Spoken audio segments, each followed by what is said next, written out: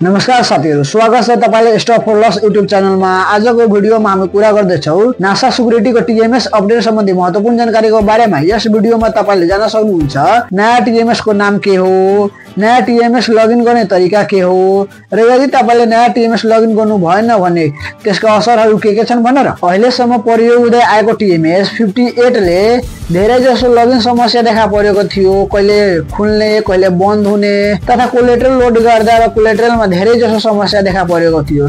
तर यिनै समस्याले समाधान गर्नको लागि अब नासा सिक्युरिटीले नयाँ टीएमएस ल्याएको छ जसको नाम नासा एक्स हो। यो अपडेट भर्जनमा पहिलेको जस्ता समस्या देखा पर्ने छैन। तर ध्यान दिनुपर्ने कुरा के हो भने यदि तपाईले समयमा नयाँ टीएमएस नासा एक्स मा लगइन गर्नु भएन भने पुरानो टीएमएस आफै डिस्कन्टिन्यू हुन जान्छ। यसैले कसरी नासा एक्स मा लगइन गर्ने त्यो सिक्नको लागि भिडियो पुरा हेर्नुहोस्। यस भिडियोमा हामीले स्टेप बाइ स्टेप तरिकाले देखाएको छौ कि तपाई सजिलैसँग टीएमएस मा कसरी लगइन गर्न सक्नुहुन्छ भनेर। सो नासा एक्स मा कसरी लगइन गर्ने भनेर म आफ्नो मोबाइलको स्क्रिन शेयर गरेर सिकाउने वाला छु। को नयाँ टीएमएस लगइन गर्नको लागि सबभन्दा पहिले आफ्नो जीमेल मा जाने। जीमेल मा गइसकेपछि एउटा नासा सिक्युरिटीबाट एसएमएस आएको होला। त्यो एसएमएस मा रिसेट पासवर्ड भनेर एउटा लिंक दिएको होला र यो टीएमएस मा के भनिरहेको छ भने इन्फर्मेसन मा ओल्ड टीएमएस भन्दा न्यू टीएमएस मा छिटो भन्दा छिटो लगइन गर्नुस् नत्र तपाईको अकाउन्ट डिस्कन्टिन्यू डिसेबल्ड हुनेछ भनेर। सो यो लिंक मा क्लिक गर्ने, जहाँ हेयर लेखेको छ त्यहाँ क्लिक गर्ने। क्लिक गरिसकेपछि यस्तो एउटा जीमेल भन्ने खुल्छ र जीमेल मा जुन ओल्ड टीएमएस मा तपाईले जीमेल दिनु भएको छ त्यही जीमेल मात्र यसमा पनि हाल्नु।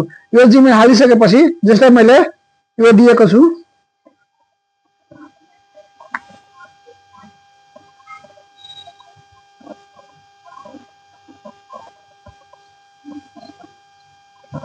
मैले हालेर सबमिट गरिसकेपछि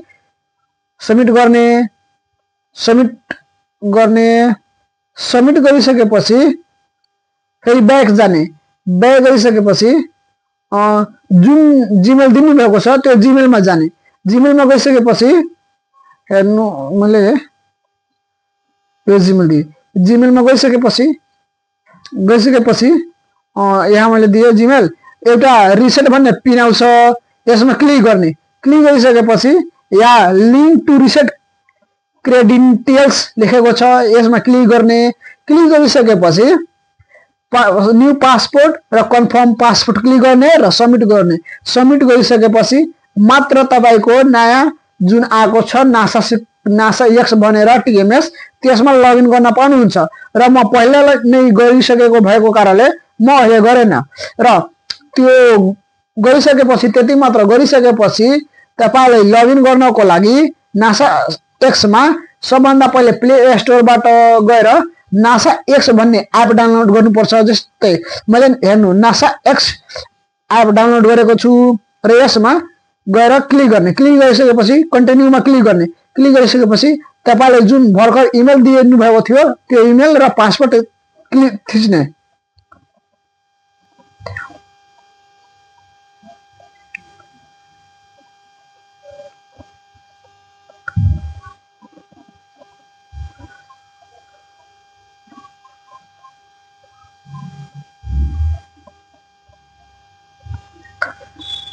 मैले लगइन गरे। अब लगइन गरे, हेर्नु लगइन भयो, कति सजिलो लगइन भयो। यसरी नै सजिलोसँग तपाई पनि यो भिडियो हेरेर गर्न सक्नुहुन्छ। र यस्तै भिडियो जानकारीमूलक भिडियोको लागि यस च्यानललाई सब्स्क्राइब र लाइक गर्न नभुल्नु होला। र आउने दिनमा आगामी यसको बारेमा यो कति सजिलो छ र यसको सम्पूर्ण जानकारी, यसमा के सेवा सुविधा दिएको छ भने सम्पूर्ण जानकारी हामीहरु चाहिँ आगामी आउने भिडियोमा लिएर आउने छौ। सो यो भिडियोलाई सब्स्क्राइब गर्नु होला र सब्स्क्राइब गरेर साथ दिनु होला है। र छिटो भन्दा छिटो लगइन गर्नु होला, किनकि मेरो 2-3 दिन आएको भएको थियो एसएमएस र 3 दिनमा मेरो 3टा 4वटा अकाउन्ट डिस्कन्टिन्यू भएको छ। र त्यसको लागि मलाई फेरि यहाँबाट नासा सिक्युरिटीमा जानुपर्छ, कुरा गर्नुपर्छ र तब गएर हुन्छ कि कसरी हुन्छ भन्ने मलाई केही थाहा छैन। त्यहाँ गएर सोध्नुपर्छ, सोधेपछि मात्र हुने बेला छ। सो तपाईहरूको लागि यो सजिलो गर्नु, छिटो गर्नु र आफ्नो टाइम सेभ गर्नु र यो झन्झटबाट बाँच्नु होला।